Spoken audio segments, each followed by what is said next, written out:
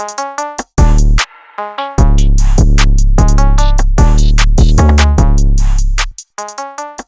is Lyrical Freedom Exposed. So, I know you guys have probably seen me, or not seen me, but heard me on my podcast, which is a Tipsy Monologue LLC. But I decided to get back into YouTube. I haven't done a YouTube episode in a long time. I think the last one I actually did that wasn't for school was probably like 5 years ago. So, so I was like, you know what? Let me just, get back in here, see how I like it. I'm not really a video person, but if you don't know me, I'm revamping my entire YouTube. So my YouTube channel is called Lyrical Freedom Exposed. It was called something else. So anyway, so I thought it would be a really good idea for the first video to be more, what you want to call it? I want to say more personable. And I'm all about personableness. Is that a word? Anyway, I'm all about that, you know what I'm saying? So I really want to get into the video. I really want to get into it. So let's get into it. Yes. Oh, do y'all see these cards right here? These cards, and I'll tell you a little bit about that. But first, let me tell you a little bit about myself. My hair is not crazy. I mean, it is a little crazy, guys, but it is what it is. So let me tell you a little bit about myself. So my actual name is Kay, but like I said, I go by Lyrical Freedom. And like I said, the channel is Lyrical Freedom Exposed. I am 27. Well, I'll be 27 in 13 days. But when I decide to edit this video and do all the extra stuff, I'm probably going to be 27. So I'm 27. I'm a Gemini. I was born May 21st. This is a leap year this year, so technically I'm a Taurus, but we're not going to talk about that. So anyway, I actually have a podcast, a Tipsy Monologue LLC, but it's just a Tipsy Monologue. You can find it on Apple Podcasts, Spotify, pretty much any podcast, like Google Play, and all of those. So go ahead and check it out. Its original foundation is on anchor.fm/lyrical freedom. So, yeah, man. So I was really digging through about a couple months ago on different topics as far as what I could talk about on my podcast. And it was one thing where it's like I had to do it on a video because it doesn't give it justice, and I couldn't really show you guys like I got index cards in my hand, and these cards are 36 questions to falling in love. Okay, so a lot of people might not a lot of people might not actually believe in a process of asking a stranger or somebody you know that you might have a crush on or you like, sitting down, phones removed, no interruptions, and doing like a little date and reading these questions word for word and actually giving your true 100% responses. A lot of people don't really do that. And I'm just going to put this out here. This day and age, people tend to not, and I'll just say males because I deal with males. They typically don't like y'all to like us to ask questions a lot. So for this day and age, this is a cool idea to kind of turn it into a game. So they'll be like, damn, 36 questions, but they won't seem so overwhelmed or feel like you're trying to pry into their life too soon if you turn it into a game. So this idea was invented by a researcher who was doing an experiment, and they just wanted to see, and I'll drop the name below, but they just wanted to see, like if it was really possible for people to fall in love. And I think their idea of falling in love was more so of like actually seeing two people being like really into each other after this one date. And I actually, when I was going over these questions, there's three different parts of the questions, or three different sections of the questions, and I was really going over these questions like, damn. Like, they start off with, really diving into the whole just getting to know you, like the getting to know you part. But then as the sections and the questions go on, they get a little deeper in your life. And the way the questions are worded is a purpose. The researcher who came up with this, they worded them and they put them in a way, they organized the questions in a way to where it will allow the person to open up slowly in that one date, but also allow the person who's reading the question to really get an overview of how that person actually deals with life in general. That the basis of these questions at the end will tell a person like how you deal with emotional things, how you react to trauma, how you deal with your relationship and how things go. And so it really just helps you to navigate and kind of like takes the pressure off, because you'll know, like, if they answer a question, if they answer multiple questions in a way where you're like, oh, like, you can automatically just be like, okay, cool. So, if I just jump into the questions, I would like to actually read these questions aloud. And so then you guys can do whatever you want to do. You can copy them, you can answer them, and I'm just going to go ahead. And you know what I'm going to do? I'm actually going to answer some of these for myself.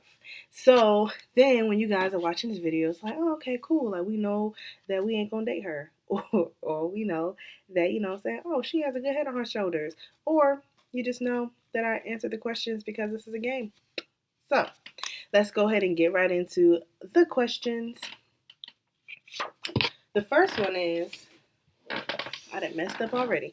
The first one is, given the choice of anyone in the world, whom would you want as a dinner guest? Okay, so since it's only one person, of course I would say Chris Brown, but if it has to, like, a dinner guest that I can really engage with, it would definitely have to be someone that is inspirational. I really probably would say Michelle Obama. Michelle Obama, or Michelle Obama because of her knowledge in the world, or Jill Scott because of the artistry that she has. Being able to sit down and speak to a poet, an artist, that is pretty dope to me. Like, I'm just saying, people. So yeah, so Michelle Obama for like the educational side and where I can go as far as like writing a book in the future and all that stuff. And then Jill Scott for my poetry, my music, my sexual identity side, like that person right there, the bomb. Would you like to be famous? In what way? So actually, fun fact about me, no. I do not ever. No. If I become famous off of things that I have done, that's cool. I'm not saying that I'm going to shy away, but you know how she wears the sunglasses all the time. You usually never see her face. That would be me with my physical body. Just because I've learned throughout the years, especially being older, like some of these celebrities and artists have become famous when they were kids or young adults, and so they didn't have the time to process if that's what they really wanted. But me personally, as I'm getting older and realizing that, I would rather just shine my light on people, and if I could actually just reach one person with my music or with my poetry or with my podcast, and my educational background, if I could just reach one person, that would be great. So for me, it's more about the quality of what I'm doing than the people that I reach. Like the number of people that I reach. I don't need to be famous for doing something that a human being should be doing anyway, which is having morale and also having humanity. So I feel like I'm like on an interview. So the next question: before making a telephone call, do you ever rehearse what you're going to say? I feel like this is like never have I ever. Let's be honest, man. So for me, I would say Yes, sometimes. It says, do you ever? So yes, sometimes when I am about to talk to a guy that, I really like, or that I find really attractive, which means I really like you. No, I'm just kidding. But no, if I find a guy really attractive, I'm a woman, so I have emotions, just like men get all nervous and stuff when they have to go walk up to a woman and stuff like that. It's the same thing. So I try to rehearse certain things that I want to say. Um, just because I don't want to make things awkward, because I'm an awkward ass person, and I typically make things awkward on purpose, like with my friends and stuff. But like if I don't know you, um, I'll be pretty chill for the most part. So yeah, so definitely yeah. So that's why, and it's because of having anxiety disorder, and it's because of being nervous about things. Like it's just ridiculous. And people, people have high expectations for other people. So it blows my mind. So anyway, so what would constitute a perfect day for you? This question, this question is like it hits the nail on the head. So, a perfect day for me is my anxiety not acting up. That's number one. Waking up, being able to meditate, journal. Waking up, not waking up, but as I go through my day, not having to work. I'm just gonna be honest, not having to work that day. Being called by somebody that I was dating or talking to, and I ain't gonna say that. Stop saying talking to. Squash that out. That's another episode because we not doing the talking thing. But anyway, the person that I'm dating, the person that decides to court me, uh, I would say them calling me up and being like, "Hey, be ready at this time," and them knowing what I want, not taking me or doing things with me that they want to do, especially if it's like a perfect day for me, you know. So yeah, calling me to get dressed, and us going to have a picnic,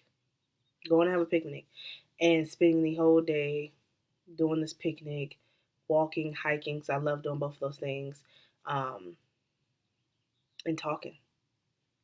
That is a perfect day. Talking with no arguments, talking with no drama, talking with no none of that. That's a perfect day for me.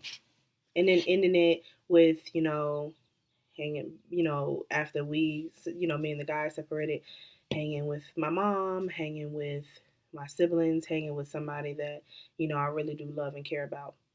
Perfect day. And having my favorite food, which is not in these questions, so I won't be telling y'all that. When did you last sing to yourself or to someone else? Ooh, baby. So I am a singer. I don't care. Like, I'm not famous, no, but I have recorded music in the past and I plan on getting back into music. So I consider myself an artist and a singer. And I feel like people should have that confidence to be able to say what they are, because what your talents are do make up parts of you. So that's what you are. Um, and that's for everybody. So the last time I sung to myself was today, because Smule, and I'm mad that I'm doing free advertisement, but Smule is a great app, you guys. Yes, it costs money after the first week trial. It's like $2.99 a week, and then it goes to like $9.99 a month or something like that. Smule is my life. If it makes you sound like you in the studio, got well, it's not studio quality, but it's almost studio quality. And you can sing to yourself, sing solo, do duets with other people, do groups with multiple people, and yeah, sung to someone else. When my mom was sick about a month and a half ago, and we was going to the hospital, um, that's just the person that I am, man. So I started singing all the songs. So what she does is she listens to the same songs over and over and over again, in the morning time, because she works from home. And so when she was in the hospital for about 7, 8 hours or whatever, she was really, really sick. And so I just sung all the songs that that she listens to, while she was in the hospital. So I said a month and a half ago was the last time I sung to somebody. If you were able to live to the age of 90 and retain either the mind or the body of a 30-year-old for the last 60 years of your life, which would you want? Mind. Because I don't know. I don't know where my mind would be at. I could say body, but I'm still trying to get this right. So I would have only like 3 years to be like, okay, you need to get to this point because at 30 years old, that's it. That's the body you're going to have. So that's a lot of pressure. I will say the mind, because the mind is something that you can't put a price on. You can put a price on body. Can't put a price on no mind, man. So of course the mind. And if you guys answer body, you're shallow. So, do you have a secret hunch on how you will die? See what I'm talking about? These questions start to become very anxiety inducing. But they start to become a little alive.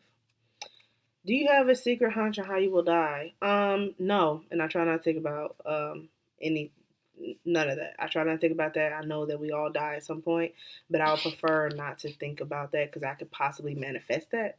So negative things I try not to manifest at all.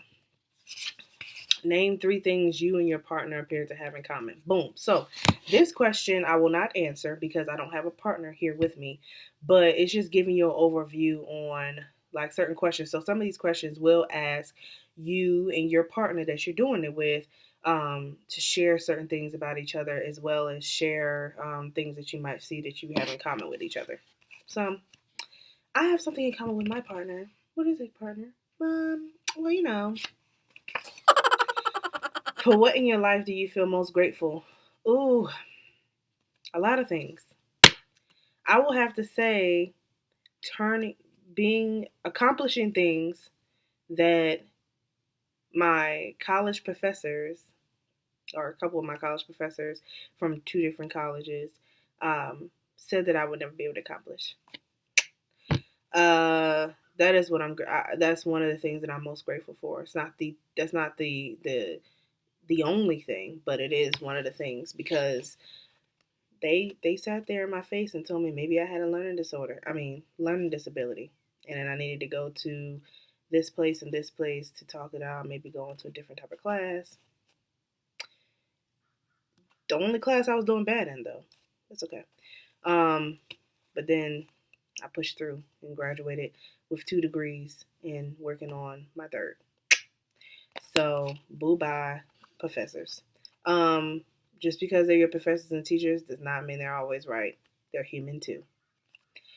Another thing that I would say I'm most grateful for, that's like literally on the same balance, is the support system that I've had even through my constant changes in my life, pushing people away, doing things, uh, lying to people and stuff like that in my early 20s and just doing dumb shit. And so I'm really grateful that those same people, or most of those, I'll say some of those same people, stayed in my life through all of that, all of it.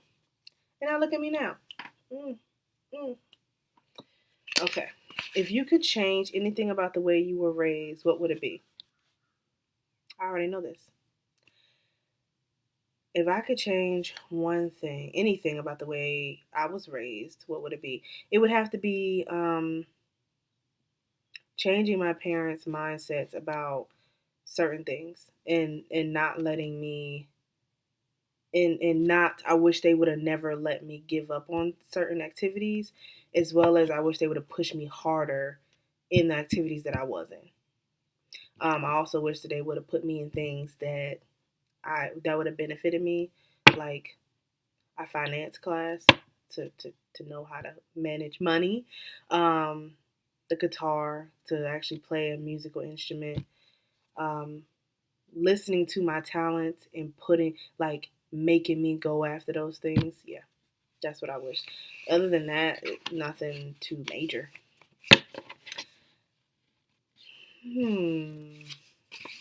If you could wake up tomorrow having gained any one quality or ability, what would it be? The ability to read minds. People always say, you don't want to read minds? Yes, I do. I think reading minds would help a lot of stuff. I also think that it would help It could be a blessing and a curse, I would say. But I want to be able to have the ability to read minds and turn it off, not just everybody talking. I can never control it. It's just what it is now, because it's not even an ability. That's just a curse at that point. So yeah, reading minds is my thing. So I'm skipping through some of these questions because I just want to give like a little overview. Let's see. I just did something. Okay. What roles do love and affection play in your life? None at the moment. No, I'm just kidding. They are significant in my life. My love languages are quality time and words of affirmation. Um, and if you know me, I'm pretty sure you already knew that. So, but yeah, quality time and words of affirmation are huge. So, love and affection tends to be in those things. They play a big role because I'm a lover.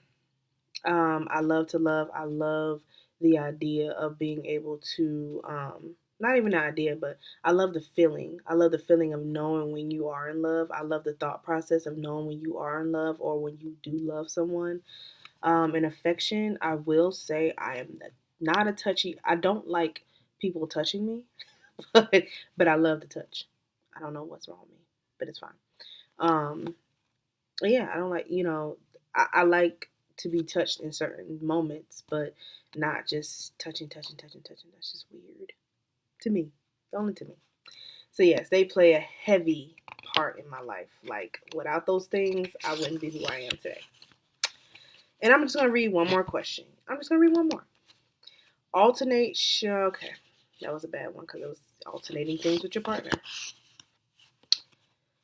How close and warm is your family? Do you feel your childhood was happier than most other people's? I'm not close to family. Um, I am a firm believer that your family is on the same pedestal as everybody else. I don't think that just because you share blood with people that you're obligated to do certain things. I feel like if if there are people in your life that happen to be family and they've shown themselves to be called, auntie or uncle or cousin or brother or sister, mother, father, then they would definitely get those titles. Um, but I also think that we forget that everybody is human. I go back onto that as much as possible because I'm not going to stick up for somebody just because they're my blood, especially if they're in the wrong. That's my thing. So I'm not close to a lot of my family, but the ones that I am close to, I'm heavily close to them. Like they're like sisters and best friends and stuff like that. It's not just like, oh, it's family. So, and I also don't think that only blood makes you family because I have friends that I would consider my wholehearted family, man. Like, no doubt. And do you feel your childhood was happier than most other people's? Um, no. I think that there are things that should have been uh, dealt with and done differently, but I also accept that parents are human and they didn't get a rule book dropped down in the sky. Also, sometimes parents don't heal themselves before they have children. So that can reflect and that can roll over onto the children when they start to get older. So I think that things could have been a little different, but I wouldn't say it was a horrible childhood. But I would say that it's probably average, you know. So yeah, so that was definitely not all the questions. I just wanted to give like a little fun overview on certain things that these questions are asking. These questions are not like questions like what's your favorite color? Boo bye. I could find that out just through time. But this is just like to really get to know a person and how they react and how they perceive life. So there you go. So I just wanted to,